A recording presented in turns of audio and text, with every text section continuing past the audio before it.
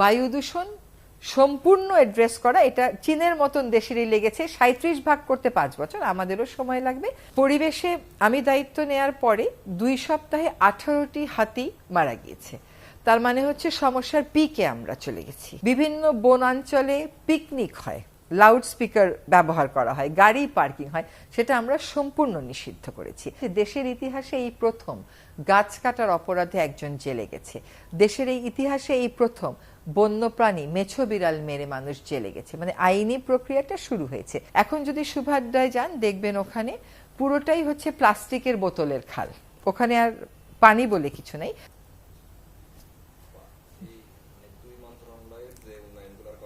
Eucalyptus বলতে ভুলে গেলাম তো। আচ্ছা, সামাজিক যোগাযোগ মাধ্যমে সকল সমালোচনায় মোটেও বিচলিত হই না। আমি জানি আমি কি করছি, আমি তো 30 বছর যাবত এই কাজই করে আসতেছি। প্রত্যাশা পূরণের কথা যদি বলেন আর পরিবর্তনের কথা যদি বলেন, আমি বলবো কাজটা আমরা শুরু করতে পেরেছি। কাজটা আমার মন্ত্রণালয় যে দুটোর দায়িত্বে আমি আছি, আমি কাজগুলো শুরু করতে পেরেছি। প্রত্যাশা পূরণ, পরিবর্তন আনা, এগুলো তো আসলে 1 বছরের ব্যাপার না, এগুলো 1.5 বছরেরও ব্যাপার না, এগুলো সময় সাপেক্ষ ব্যাপার। কিন্তু দীর্ঘদিন যাবৎ জমে থাকা কিছু ইস্যু যেগুলোতে কার্যকরী পদক্ষেপ নেওয়া হচ্ছিল না, আমরা সেই পদক্ষেপগুলো নিয়েছি এবং সেই পদক্ষেপগুলোকে আমরা দৃশ্যমান করছি ধীরে ধীরে। ফলে আমি বলবো যে we have a long way to go, কিন্তু ভালো খবরটা হচ্ছে যে কাজটা আমরা শুরু করেছি। পরিবেশে আমরা প্রায় 8টি আইন, নীতি, নির্দেশিকা এগুলো চূড়ান্ত করেছি, সেগুলো এখনো ফাইনাল হয়নি, কিন্তু হয়ে যাবে। তাছাড়া একটা একটা করে শুরু করি। যে পরিবেশের খুব আলোচিত কয়েকটা সমস্যা, একটা হচ্ছে বন, একটা হচ্ছে বায়ু দূষণ, একটা হচ্ছে শব্দ দূষণ, আরেকটা হচ্ছে পাহাড় কাটা, আরেকটা হচ্ছে নদী দূষণ, আরেকটা হলো পলিথিন। প্রতিদিনই আমরা যখন উপদেষ্টা ছিলাম না, পত্রিকায় দেখতাম যে নিষিদ্ধ হলেও বাজার সয়লাভ পলিথিনে। আরেকটা হচ্ছে বন উজাড় হয়ে যাওয়া। এই প্রতিটা ক্ষেত্রেই আমরা কাজ শুরু করেছি। কিছু কিছু ক্ষেত্রে আমাদের কাজ ইতিবাচক পরিবর্তনের দিকে যাচ্ছে, কিছু কিছু ক্ষেত্রে আমাদের কাজ ওভাবে কার্যকরী হয়নি। যেমন কার্যকরী হয়নি শব্দ দূষণের ক্ষেত্রে, সেখানে ব্যাপক মাত্রায় আরো অনেক অ্যাক্টরকে সাথে নিয়ে কাজ করতে হবে এবং দীর্ঘদিনের হর্ন বাজানোর অভ্যাস তো আপনার 1 বছরে যাবে না, আপনার প্রতিনিয়ত প্রয়োগের মাধ্যমে একটা অভ্যাসে আনতে হবে। সেখানে আমরা আইন পরিবর্তন করে পুলিশকে ক্ষমতায়ন করার চেষ্টা করছি, যাতে পুলিশ এই কাজটা অন্য ট্রাফিক ম্যানেজমেন্টের মতন করে। প্লাস্টিকে আসেন, আপনি এখন বাংলাদেশের আর কোনো সুপার শপে প্লাস্টিক শপিং ব্যাগ পান এটা বলতে পারবেন না। তার মানে সুপার শপগুলোতে প্লাস্টিক শপিং ব্যাগ, পলিথিনের শপিং ব্যাগ একেবারেই বন্ধ হয়ে গেছে। আমাদের চ্যালেঞ্জ রয়েছে কাঁচা বাজার নিয়ে। কাঁচা বাজারে আমরা প্রতিনিয়ত অভিযান করছি এবং মানুষকে সুলভে বিকল্প দেওয়ার জন্য পাট মন্ত্রণালয় যেমন পাটের ব্যাগ উৎপাদন করছে, তেমনিভাবে পরিবেশ মন্ত্রণালয় কিন্তু আইন শৃঙ্খলা বাহিনীর সাথে পলিথিন কারখানাগুলোতে, উৎপাদনের কারখানাগুলোতে অভিযান চালাচ্ছে এবং বাজারে বাজারে গিয়ে এখন বিশেষ করে র্যাপিড অ্যাকশন ব্যাটালিয়ন বাজারে বাজারে গিয়ে মানুষকে বলে আসছে এবং তারা 15ই আগস্টের পরে তারা বলছে একেবারে কঠিনভাবে তারা এনফোর্সমেন্টে যাবে। এবার আসেন সেন্ট মার্টিন নিয়ে। বহুদিন যাবৎ কথা শুনেছি যে ট্যুরিজম নিয়ন্ত্রণ করা হবে, নিয়ন্ত্রণ কখনোই করা হয়নি। আমরা প্রথম ট্যুরিজম নিয়ন্ত্রণ করতে পেরেছি। অযাচিত, টোটালি আনফাউন্ডেড অনেক এলিগেশন এসছে, কিন্তু আপনারা প্রায় গণমাধ্যমের অনেকেই রিপোর্ট করেছেন যে এই নিয়ন্ত্রণের ফলে সেন্ট মার্টিনের প্রকৃতি পরিবেশ ফেরত আসতেছে। এখানে একটা ছোট্ট চ্যালেঞ্জ আছে আমাদের, সেটা হচ্ছে যে কেমন করে আমরা ওই এলাকার যারা ট্যুরিজম নির্ভরশীল আছে সেই জনগোষ্ঠীকে অন্য ইনকাম জেনারেটিং অ্যাক্টিভিটি নিতে পারি। আমরা কিন্তু সেজন্য একটা প্রকল্প অনুমোদন করাতে সক্ষম হয়েছে, সেপ্টেম্বর থেকে সেটার কাজ শুরু হবে। আসেন পাহাড় কাটায়। পাহাড়ে বাংলাদেশের 16টি জেলায়, পার্বত্য 3টা জেলা বাদে, কারণ ওটা পুরোটাই পাহাড়ময়, কোথায় কোথায় কোন দাগ খতিয়ানে পাহাড় আছে তার তালিকা চূড়ান্ত হয়েছে। এটা অনলাইন এন্ট্রেন্সও দেওয়া হয়েছে এবং এইটা এখন অনলাইন মনিটরিং এর অধীনে আনা হচ্ছে। বন উজাড়ের কথা যদি বলেন, এই পর্যন্ত বিভিন্ন উন্নয়ন প্রকল্পে দিয়ে দেওয়া 11,000 একর বনভূমি আমরা আবার বন অধিদপ্তরে ফেরত আনতে সক্ষম হয়েছি। আর এই পর্যন্ত বিভিন্ন আইন শৃঙ্খলা রক্ষাকারী বাহিনীর সহায়তায় 500 একর বনভূমি অবৈধ দখলের হাত থেকে উদ্ধার করতে সক্ষম হয়েছি। আমরা বনের যে সামাজিক বনায়ন বিধিমালা, যেখানে গাছ কেটে কেটে বন বিভাগ টাকা রোজগার করে, সেটারও পরিবর্তন আইনি পরিবর্তনটা চূড়ান্ত করেছি। আপনি নদী দূষণে আসেন, সেখানে আমাদের আসলে খুব বেশি বলার মতন কিছু নেই। তার কারণ হচ্ছে যে আমাদের তো মাত্র 6 জন ম্যাজিস্ট্রেট, এদেরকে দিয়ে ইটভাটার মৌসুমে পুরো ইটভাটার বিরুদ্ধে রাখতে হয়, তারপরে পলিথিন, তারপরে আনফিট ভেহিকেল। ফলে সেইখানে আমরা আমাদের আগামী 6 মাসের কর্মপরিকল্পনা এটা প্রাধান্য পেয়েছে। তুরাগ নদীর দূষণকারী, গাছা বিলের দূষণকারী এই শিল্প প্রতিষ্ঠানগুলোর তালিকা চূড়ান্ত করেছি। আগামী মাসগুলোতে আমরা এদের বিরুদ্ধে অভিযানে যাব। আরেকটা হচ্ছে গাজীপুরে আপনারা দেখেছেন যে গাছা বিল দূষণকারী 9টি শিল্প প্রতিষ্ঠানে সকল সংযোগ বিচ্ছিন্ন করে দেওয়া হয়েছে। যেহেতু এই অভিযানগুলো খুব বড় মাত্রায় করতে হয়, সেহেতু সব আইন শৃঙ্খলা রক্ষাকারী বাহিনীকে লাগে। সেটা একটা চ্যালেঞ্জ হলেও আমরা কিন্তু ভালোভাবে কোঅর্ডিনেট করছি এবং সকলে বেশ ভালো সহায়তা আমাদেরকে করছেন। আশা করি এবার তুরাগের দূষণকারী এবং বুড়িগঙ্গার দূষণকারীর বিরুদ্ধে আমাদের অভিযানগুলো আমরা দৃশ্যমান করতে পারবো। বায়ু দূষণে আমি দায়িত্ব নেওয়ার পরপরই ন্যাশনাল এয়ার কোয়ালিটি ম্যানেজমেন্ট প্ল্যানটা চূড়ান্ত করে অনুমোদন দিয়ে দেওয়া হয়েছে। বায়ু দূষণ নিয়ন্ত্রণে চীনের মতন দেশ বিপুল অর্থ বিনিয়োগ করে 5 বছরে 37 ভাগ বায়ু দূষণ উন্নত করতে পেরেছে। বায়ু দূষণ অবশ্যই নিয়ন্ত্রণ করা সম্ভব, কিন্তু এর জন্য ধারাবাহিক কাজ আপনাকে করতে হবে। আমরা এই বছরের প্রাধিকার হিসাবে উন্মুক্ত স্থানে বর্জ্য পোড়ানোটাকে নিয়েছি। আমরা এই অক্টোবর মাস থেকে ঢাকার বিভিন্ন জায়গায় রাতে রাতে আমাদের এনফোর্সমেন্ট টিম কাজ করবে। আমাদের পুরনো গাড়ির বিরুদ্ধে সড়ক পরিবহন মন্ত্রণালয় এবং পরিবেশ মন্ত্রণালয় একসাথে সিদ্ধান্ত দিয়েছে যে এদের বিরুদ্ধে আমরা কঠোর থেকে কঠোরতর অভিযানে যাব। আরেকটা হচ্ছে ঢাকার জিরো সয়েল, উত্তর সিটি কর্পোরেশনে কাজ বেশ এগিয়ে গেছে। দক্ষিণ সিটি কর্পোরেশন তো 2 মাস কোনো কাজই করতে পারেনি, সেখানে কাজটা একটু বিলম্বিত, কিন্তু আশা করি এটার ক্ষেত্রে আমরা অনেকটুকুন এগিয়ে যাব। আরেকটা হচ্ছে আমাদের ডিগ্রেডেড এয়ার শেড ঘোষণা করা। ঢাকার বায়ু দূষণে একটা অন্যতম বড় আমাদের সোর্স হচ্ছে ইটভাটার থেকে যে ধোঁয়াগুলো আসে। ইটভাটার থেকে যাতে ইটভাটার দূষণ থেকে ঢাকাকে বাঁচানো যায়, গত বছর আমরা যেই পরিমাণে অবৈধ ইটভাটা ভেঙেছি বাংলাদেশের ইতিহাসে সেটা কখনো হয়নি। এবার আমরা কয়েকটা জায়গা সিলেক্ট করে নেব, যেমন ডিগ্রেডেড এয়ারশেড যদি ঢাকারকে আমরা ঘোষণা করতে পারি, তাহলে ওইখান থেকে যে ইটভাটাগুলো পরিচালিত হয় আশুলিয়া, সাভার, সেই ইটভাটাগুলোর কার্যক্রম এই বছর বন্ধ রাখতে হবে।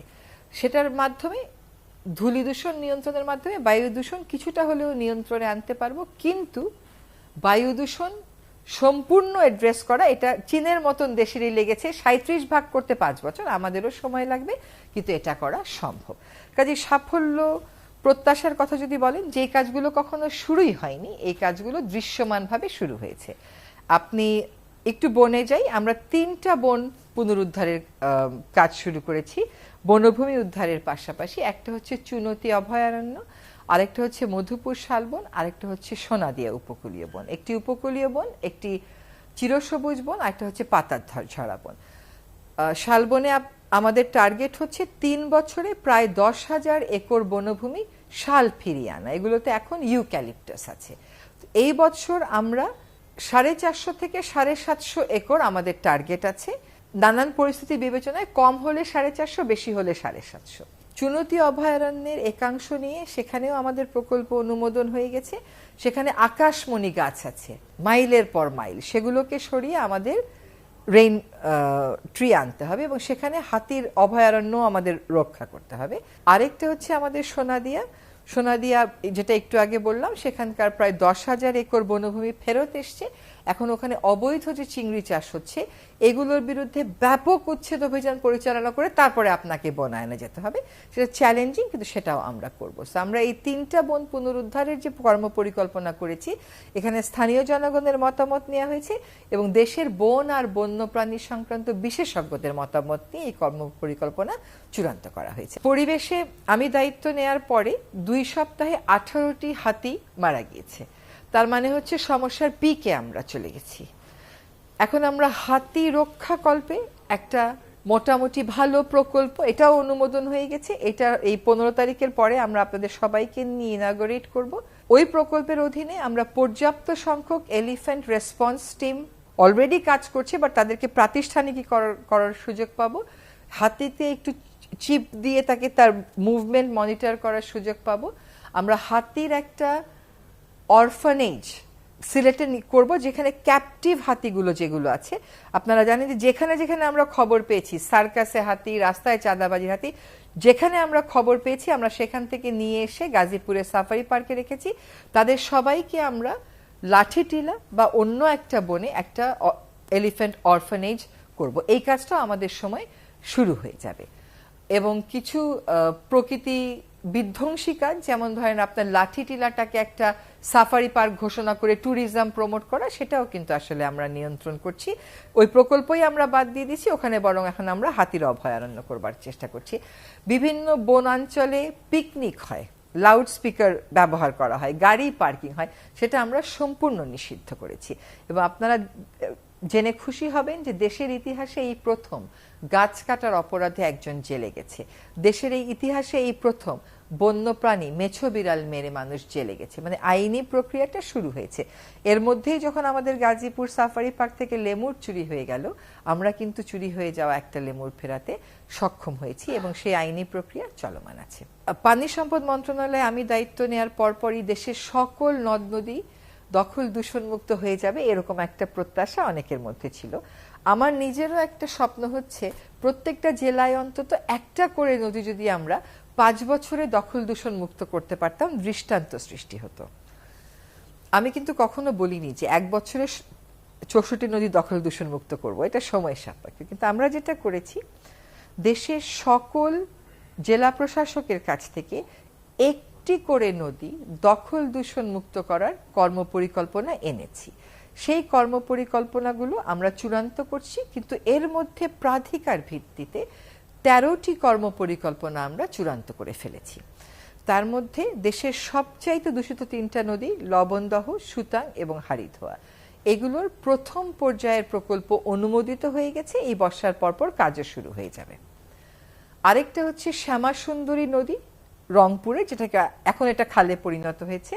আরেকটা হচ্ছে গাজীপুরের গাছাবিল। এই গাছা খালটাকে এমন দূষণ করেছে যেটা পাশ দিয়ে আপনি যেতে পারবেন না। গত সপ্তাহে গাছাবিল দূষণকারী 9টা শিল্প প্রতিষ্ঠানে সকল সংযোগ বিচ্ছিন্ন করে দেওয়া হয়েছে। সো এই 5টার পরিকল্পনা চূড়ান্ত, প্রকল্প অনুমোদিত। তুরাগ নদীর 17 কিলোমিটার এবং তুরাগের পাশে থাকা গোরান চটবাড়ির সৌন্দর্য বৃদ্ধির প্রকল্প আমরা চূড়ান্ত করেছি। এখন এটা সরকারি প্রক্রিয়াতে আছে। এখানে আমাদেরকে বিশ্বব্যাংক এবং এশিয়ান ডেভেলপমেন্ট ব্যাংক আর্থিক সহায়তা দিবে, সেই প্রতিশ্রুতিও চূড়ান্ত হয়ে গেছে। বাকি যেগুলো আছে সেগুলোর মধ্যে আপনাদেরকে বলি, আপনাদেরও হয়তো শুনলে ভালো লাগবে। বড়াল নদীতে 2টো কাঠামো ছিল, আটঘরিয়া এবং চারঘাট। ওই 2টা স্লুইস গেটের কারণে ওই অংশে বড়াল নদী মরে গেছিল। সেগুলো নিয়ে কিন্তু বহু প্রতিবাদ হয়েছে, বাংলাদেশের সবচেয়ে বড় মানববন্ধন হয়েছে, কিন্তু ওই রেগুলেটরগুলো, স্লুইস গেটগুলো সরানো হয়নি। আমরা সেই স্লুইস গেটগুলো সরিয়ে দিয়েছি এবং বড়াল নদীতে এখন পানি ফেরত এসেছে। আমরা দীর্ঘদিন যাবৎ টিএমএসএস বলে একটি সংস্থার দখলে ছিল আমাদের করতোয়া নদী, কোনোভাবেই সেই দখল মুক্ত করা যাচ্ছিল না, আমরা সেই দখল মুক্ত করেছি। নেত্রকোনার মগরা নদী খুবই বিখ্যাত নদী, একটা রেগুলেটরের কারণে মগরা তার উৎসমুখ থেকে বিচ্ছিন্ন হয়ে গেছিল। সেই রেগুলেটরটা আমরা সরিয়ে দিয়েছি, সেখানে এখন আমাদেরকে বেইলি ব্রিজ করে দিচ্ছেন আমাদের সড়ক এবং যোগাযোগ মন্ত্রণালয়। ফলে এই মানুষের দীর্ঘদিনের প্রত্যাশার এই কাজগুলো হয়েছে। এবার আসি তিস্তাতে, এটাও মানুষের দীর্ঘদিনের প্রত্যাশার কাজ। আমরা মহাপরিকল্পনার আলোকে একটা প্রকল্প চূড়ান্ত করেছি। সেই প্রকল্পটা জনগণের সামনে নিয়ে গেছে, জনগণ মতামত দিয়েছে। তার ভিত্তিতে তিস্তা নদীটাকে পুনরুদ্ধার, কারণ তিস্তা আর এরকম নদী নেই এখন। এটা কোনো জায়গায় এরকম ছড়ানো, কোনো জায়গায় সংকীর্ণ, কারণ তলদেশ ভরে গিয়েছে আর পাড় ভেঙে গিয়েছে। ফলে তিস্তা নদীর পাড়ে থাকা মানুষদের জন্য সেচের ব্যবস্থা করা, তাদের বন্যার হাত থেকে এবং নদী ভাঙনের হাত থেকে বাঁচাবার জন্য এই প্রকল্প চূড়ান্ত হয়েছে। আমাদের পক্ষ থেকে এই প্রকল্প চূড়ান্ত করে চীন সরকারকে পাঠিয়ে দেওয়া হচ্ছে, হয়তো আগামী সপ্তাহেই চলে যাবে। আমরা আশা করি 2026 সালের 1 জানুয়ারি আমরা তিস্তা প্রকল্পের কাজটা শুরু করে দিতে পারবো। এই প্রথম রংপুরের মানুষের জন্য 43 কিলোমিটার নদী ভাঙা রোধে কাজ করার একটা প্রকল্প বিশেষ বরাদ্দ দিয়ে অনুমোদন করা হয়েছে। অর্থ মন্ত্রণালয়কে ধন্যবাদ, মাত্র 2 মাসের মধ্যে তারা এই বিশেষ বরাদ্দ আমাদেরকে অনুমোদন দিয়েছে এবং তিস্তা পারে এইবারই স্মরণকালের মধ্যে সবচেয়ে কম ভাঙন হয়েছে। আমি দায়িত্ব নেয়ার পরে ঢাকা শহরের 4টি নদী এবং 19টি খাল পুনরুদ্ধারের যে কাজটা শুরু করেছিলাম, 19টি খালের ক্ষেত্রে আমরা কাজটা শুরু করলেও আমরা কিন্তু আন্তঃসংস্থা মন্ত্রণালয় সমন্বয় করেই করেছিলাম। সঙ্গত কারণেই ওই খালগুলো এখন পুনরুদ্ধার করছে ঢাকা দক্ষিণ সিটি কর্পোরেশন এবং ঢাকা উত্তর সিটি কর্পোরেশন। সে কারণে এবার ঢাকায় কোনো জায়গায় জলাবদ্ধতা হলেও ধানমন্ডি 27 নম্বরের যে জলাবদ্ধতা, এবার কিন্তু সেটা আমরা দেখিনি। কাজে আমরা অনেকাংশেই এটাকে অ্যাড্রেস করতে পেরেছি, বাকিটুকুনো নিয়মিত ড্রেন পরিষ্কার এবং খালগুলোকে পুরোপুরি খননের মাধ্যমে করা সম্ভব। সুভাদ্রা খাল আপনারা জানেন বুড়িগঙ্গা এবং তুরাগের সাথে সংযুক্ত একটা খাল। এখন যদি সুভাদ্রায় যান দেখবেন ওখানে পুরোটাই হচ্ছে প্লাস্টিকের বোতলের খাল, ওখানে আর পানি বলে কিছু নেই। এই সুভাদ্রা খালটার খনন কাজের দায়িত্ব আমরা সেনাবাহিনীকে দিয়ে দিয়েছি। এই 10 তারিখে এটার আনুষ্ঠানিক উদ্বোধন হবে। বাংলাদেশের নদ নদীর তালিকা বহুদিন যাবৎ চূড়ান্ত করা যায়নি, আমরা সেটাকে সকলের অংশগ্রহণে জনগণের মতামত নিয়ে চূড়ান্ত করেছি। 2টা কাজ বাকি ছিল, এখনো আছে। একটা হচ্ছে সুন্দরবনের ভিতরের নদী, একটা হচ্ছে পার্বত্য চট্টগ্রামের নদী। এগুলো যেহেতু আগে কখনো সার্ভে হয়নি, এবার এই সার্ভে করার দায়িত্ব দিয়ে দেওয়া হয়েছে রিভার রিসার্চ ইনস্টিটিউটকে। এখানেও একটু বলার দরকার, রিভার রিসার্চ ইনস্টিটিউট গবেষণা করবার নদী গবেষণা ইনস্টিটিউট হলেও গত বছর গবেষণা খাতে 150 জন মানুষের একটা প্রতিষ্ঠানের বাজেট ছিল মাত্র 84 লক্ষ টাকা গবেষণার জন্য। তাদের কাজই হচ্ছে গবেষণা, বাজেট হচ্ছে 84 লক্ষ, জনবল হচ্ছে 150। আমরা সেটাকে এবার 4 কোটিতে উন্নীত করেছি এবং তাদেরকে এই সুন্দরবন এবং পার্বত্য এলাকার রিভার সার্ভে করার পাশাপাশি দেশের সংকটাপন্ন নদীগুলো চিহ্নিতকরণ এবং ওই সংকট উত্তরণে কি করণীয় এটা করবার জন্য একটা বরাদ্দ দিতে সক্ষম হয়েছি। নদীর তালিকা চূড়ান্ত করার পাশাপাশি হাওরের তালিকাও চূড়ান্ত করে ফেলেছি। এখন আমরা 3টা বিলের জন্য বিশেষ একটা পরিকল্পনা গ্রহণ করেছি, আড়িয়াল বিল, বেলাই বিল এবং হচ্ছে আপনার চলন বিল। চলন বিলের প্রকল্পটাও প্রায় অনুমোদিত। আড়িয়াল বিল এবং বেলাই বিলের ল্যান্ড সার্ভেটা হয়ে গেছে, কারণ বিলের জায়গা আপনারা জানেন বেশিটাই হচ্ছে ব্যক্তির নামে থাকে। ওই ল্যান্ড সার্ভে সংশ্লিষ্ট জেলা প্রশাসকগণ করে ফেলেছেন। এখন ওইগুলো আমরা অধিগ্রহণ করব নাকি সুরক্ষা দেব, ওইগুলো নিয়ে আমরা কথা বলবো। বাংলাদেশ প্রথম রাষ্ট্র হিসাবে জাতিসংঘের যে অভিন্ন জলরাশির সংক্রান্ত আন্তর্জাতিক আইনটা আছে, প্রথম সাউথ এশিয়ান দেশ হিসেবে বাংলাদেশ সেটাকে অনুস্বাক্ষর করেছে। এর ফলে অভিন্ন জলরাশির পানি ব্যবস্থাপনার ক্ষেত্রে আমাদের যেমন সক্ষমতা বৃদ্ধি পাবে, অভিন্ন জলরাশির পানি ব্যবস্থাপনার ক্ষেত্রে বাংলাদেশের কনসার্নগুলো বাংলাদেশ আন্তর্জাতিক পরিমণ্ডলে তুলে ধরতে পারবে। এখানে একটা কথা প্রায়ই বলা হয় যে আমরা 1997-এর কনভেনশনটাকে সাইন না করে, যে কনভেনশনটা প্রাথমিকভাবে ইউরোপিয়ান দেশের জন্য ছিল, পরবর্তীতে সবার জন্য উন্মুক্ত, সেটা কেন সাইন করতে গেলাম? 1997 সালের কনভেনশনের কোনো সচিবালয় নাই, এটার কোনো মিটিং হয় না। এটা যদিও একটা খুবই ভালো কনভেনশন, কিন্তু এটা আসলে একটা কাগুজে কনভেনশন, এটার কোনো বাস্তবায়ন নেই। বাংলাদেশে বন্যা পূর্বাভাসের ক্ষেত্রে একটা বড় দুর্বলতা রয়ে গেছে, উজানের বৃষ্টিপাতের দিকে আমাদের রিয়েল টাইম ডেটায় অ্যাক্সেসটা নেই। আমরা যুক্তরাজ্যের সাথে কথা বলেছি এবং যুক্তরাজ্য আমাদের সাথে একটা চুক্তি করতে যাচ্ছে, যার অধীনে আমরা যুক্তরাজ্যের রিয়েল টাইম ডেটা অ্যাক্সেস করে আকস্মিক বন্যার বিশেষ করে সাইট স্পেসিফিক পূর্বাভাসটা অনেক বেশি দক্ষতার সাথে দিতে পারবো। যুক্তরাজ্য 6 মাসের পরেও এটা কেমন করে এই পার্টনারশিপ রাখা যায় সেটা নিয়ে চিন্তা ভাবনা করছেন এবং এই পার্টনারশিপের কথাটা কিন্তু ইতোমধ্যে যুক্তরাজ্যের পার্লামেন্টেও আলোচিত হয়েছে।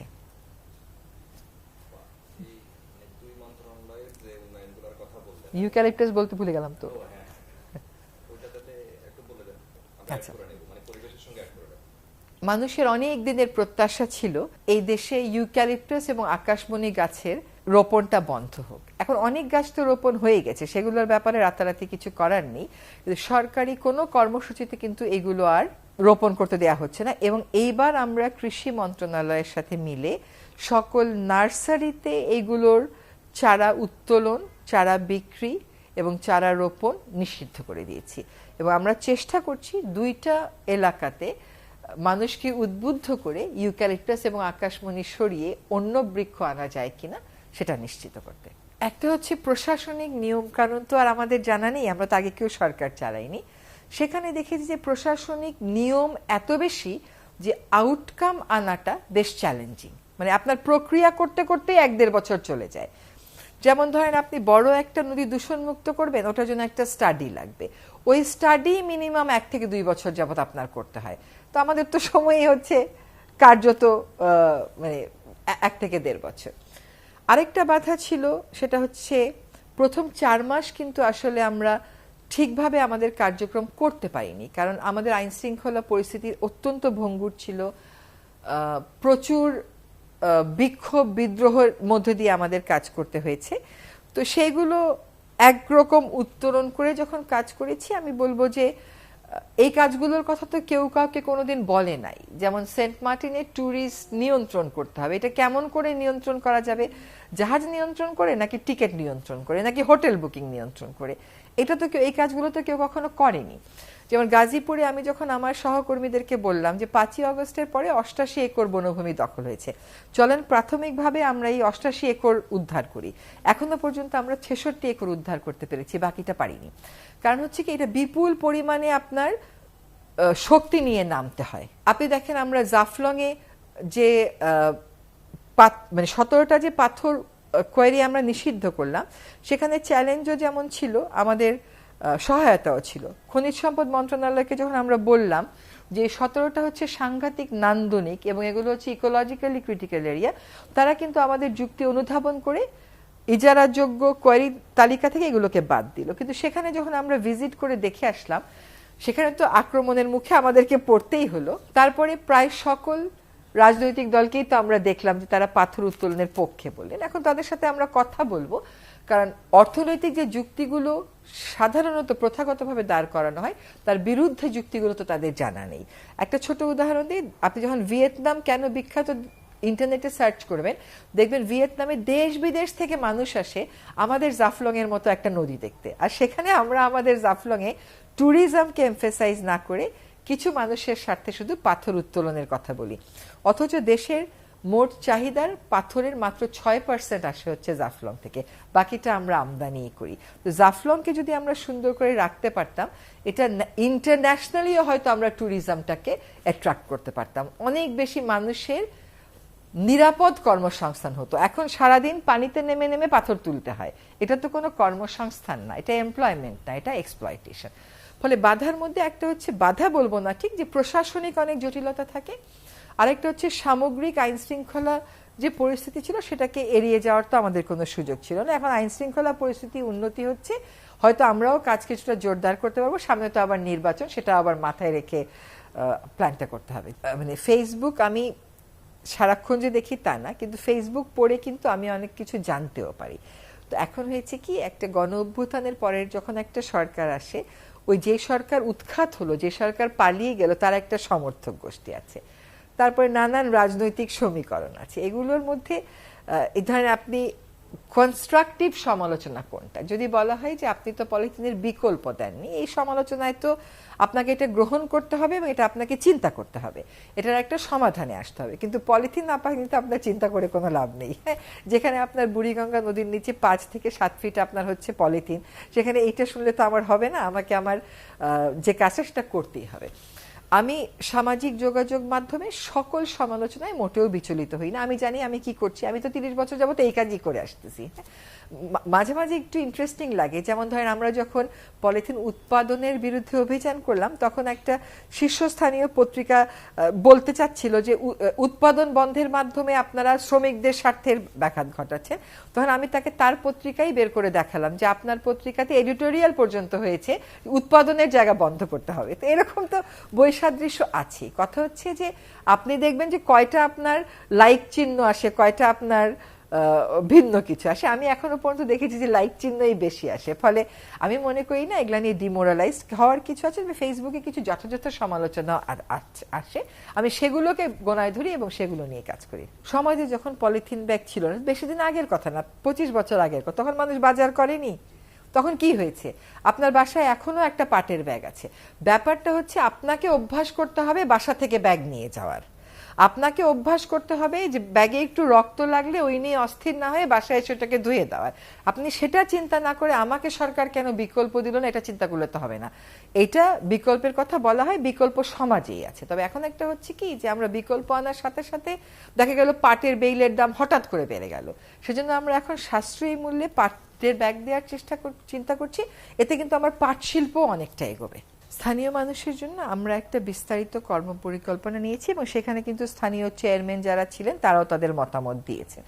আপনি 8,500 বাসিন্দার একটা দ্বীপে যদি প্রতিদিন 10,000 করে ট্যুরিস্ট নিয়ে যান, তারা তো অতি অবশ্যই বিরক্ত হবে। বিরক্ত না হওয়ার তো কোনো কারণ নেই, এবং তারা আমাদের কাছে তাদের সেই বিরক্তির কথা প্রকাশ করেছে। তাদেরও তো একটা অভ্যস্ততা হয়ে গেছে। সেই অভ্যস্ততার বিপরীতে আমরা তাদেরকে কি ধরনের কৃষি পণ্য উৎপাদন করলে বাজারজাত করে তারা ওই অর্থটা পাবে, কিভাবে মাছ ধরলে তারা ওইটাকে বিক্রি করতে পারবে, ফিশ কি প্রসেসিং হবে কিনা, ওইখানে মাশরুম চাষ হবে কিনা, এগুলো কিন্তু তাদের সাথে কথা বলে বিকল্প কর্মসংস্থান একটা পরিকল্পনা করা হয়েছে এবং ওই পরিকল্পনা অনুযায়ী একটা প্রকল্প অনুমোদিত হয়েছে। এখন আমরা সেপ্টেম্বর থেকে এই কাজটা শুরু করব। কংক্রিট ব্লকটা আসলে প্রসারটা যে মাত্রায় ঘটা দরকার সে মাত্রায় ঘটছে না সরকারি প্রতিষ্ঠানগুলো এগুলো কম নেয়ার কারণে। এখন কিন্তু সরকারি প্রতিষ্ঠানগুলো তাদের শিডিউলে এটা ঢুকিয়ে দিয়েছে, হলো ব্লক বিষয়টা অন্তর্ভুক্ত করে নিয়েছে। যেহেতু হলো ব্লকটা অন্তর্ভুক্ত করেছে এবং আমরা কোনো জায়গাকে ডিগ্রেডেড এয়ারশেড ঘোষণা করব, আমি আশা করি এই সুযোগে কিন্তু হলো ব্লকের একটা প্রসার ঘটবে। রাজধানীর এই আপনার বাসযোগ্যতার দিক থেকে আপনি 180টা দেশের মধ্যে 179টা নাম্বার দেশ হন। 179 থেকে 50-এ উঠে আসতে জাহিদ সময় লাগে। 50-এ চলে আসলে তারপরে উত্তরণ কিন্তু আর সময় লাগবে না, কারণ তখন আপনার আইন কানুন প্রতিষ্ঠান জনসচেতনতা রেসপন্সিভনেস সব একটা পর্যায়ে চলে আসবে। সেগুলো তো 1-1.5 বছরে কোনোভাবেই সম্ভব না। যেটা বললাম আমরা ভিত্তিগুলো করে দিয়ে যাওয়ার চেষ্টা করছি। আনোয়ারা পার্ক নিয়ে স্পষ্ট প্রতিশ্রুতি দিয়ে দেওয়া হয়েছে যে আনোয়ারা পার্কের স্থাপনা অপসারণ করে আনোয়ারা পার্ক ফেরত দেওয়া হবে। পান্থকুঞ্জ পার্কের বিষয়ে আমরা আমাদের অবস্থান স্পষ্ট করেছি, এই চুক্তিটা আমাদের সময়ের না। আমরা এটা একটা লিগ্যাসি প্রবলেম আমাদের জন্য, উই হ্যাভ ইনহেরিটেড ইট। এখন আমাদের যেই দায়িত্বপ্রাপ্ত মন্ত্রণালয় তার যে আর্থিক বিশ্লেষণ সেখানে দেখা যাচ্ছে যে ওইখানে যদি ওখান থেকে তারা র্যাম্প করবে না সেই পরিকল্পনা থেকে কিন্তু তারা সরে এসেছে, কিন্তু ওইখানে যে খুঁটিগুলো সেই খুঁটিগুলো যদি না গেড়ে অন্য কোথাও নেওয়া হয় এখানে, তাহলে প্রতিদিন সরকারকে কি পরিমাণ টাকা দিতে হবে। সেজন্য সংশ্লিষ্ট মন্ত্রণালয় থেকে একটা প্রস্তাবনা দেওয়া হয়েছে যে এখানে 4.2 একর আছে, 3.7 একর পার্কই থাকবে, বাকি জায়গাটুকুনে যদি একটু কেবল স্তম্ভগুলো করতে দেওয়া হয়, পরিবর্তে তারা বিকল্প পার্কের জায়গা দিচ্ছেন। সেটা যারা আন্দোলন করছেন তারা মানছেন না, এবং তাদের আন্দোলন যারা করছেন তাদের অবশ্যই একটা যুক্তি আছে। পার্কের মধ্যে স্থাপনা হবে কেন অ্যাট দ্য ফার্স্ট প্লেস, সেটা তো আমরা আগেই বলে এসেছি, কিন্তু সেই সরকারের সময় কিন্তু এই আন্দোলন এতটা তীব্র ছিল না। হ্যাঁ, কিন্তু এটা ভালো লক্ষণ যে আমাদের সময় মানুষ এইভাবে প্রতিবাদ করতে পারছে। দেখা যাক এটা একটা গ্রহণযোগ্য সমাধানে যাওয়া যায় কিনা। পরের 2টা মাস কেবল পরিবেশ আইন, পানি আইন, পরিবেশের যে গাইডলাইনগুলো আছে, বিধিমালাগুলো আছে, এবার এইগুলোকে আমি যুগোপযোগী করার, মোর রেসপন্সিভ করার কাজে মনোযোগ দেব। এই কয়েকদিন মাঠ পর্যায়ের কাজ করেছি, প্রশাসনিক জটিলতা যেগুলো ছিল সেগুলো ধরেন 50% মতন অ্যাড্রেস করতে পেরেছি। এখন আমি আইন কানুনে মন দেব। পরবর্তী সরকার যে আসবে আমি মনে করি যেহেতু নতুন জেনারেশন প্রথমবারের মতন ভোটার হচ্ছে এবং একটা উল্লেখযোগ্য পরিমাণে তারা ভোটার হবে, তাদের কাছে কিন্তু পরিবেশ একটা অনেক বড় ইম্পর্টেন্ট এজেন্ডা। নতুন সরকার নিশ্চয়ই পরিবেশের ক্ষেত্রে দক্ষ এবং পরিবেশের জন্য মায়া আছে এমন কোনো নেতৃত্বকেই বেছে নেবেন, এবং তরুণ প্রজন্মের বা পরবর্তী প্রজন্মের জন্য এই দেশটাকে নিরাপদ রাখতে যে ধরনের পরিবেশ নিরাপত্তা লাগে সেই পরিবেশ নিরাপত্তা বজায় রাখার জন্য যথেষ্ট পরিমাণ অঙ্গীকার আছে এমন মানুষকে নেতৃত্ব দেবেন, এবং সরকার অ্যাজ এ হোলও সেই অঙ্গীকারটার প্রতিফলন ঘটাবেন, এটাই প্রত্যাশা আমার। 31টা বছরই আমি পরিবেশ করেছি, বাকি যে কদিন বেঁচে থাকি আমি পরিবেশই করব এবং আমি আমার আগের প্রতিষ্ঠানেই ফেরত যাব। এমন কোনো উত্তরণ তো ঘটেনি যে সেখান থেকে আমার আগের জায়গায় যাওয়ার প্রাসঙ্গিকতা আমার ব্যক্তি পর্যায়ে হারিয়ে গেছে। আমি ব্যক্তি পর্যায়ের উত্তরণ এবং ব্যক্তি পর্যায়ের অবস্থানের কথা বলছি। কাজে আমি এখন যেখানে আছি সেখানে আমি পরিবেশবাদী হিসাবেই কাজ করছি, যেখানে ফেরত যাব সেখানেও পরিবেশবাদী হিসাবেই কাজ করব। রাজনীতি আমি ততটুকুনি করি যতটুকুন হচ্ছে মানুষের অধিকার কেন্দ্রিক, প্রকৃতির অধিকার কেন্দ্রিক, কিন্তু দলীয় রাজনীতি করব এরকম কথা আমার মনে হয়।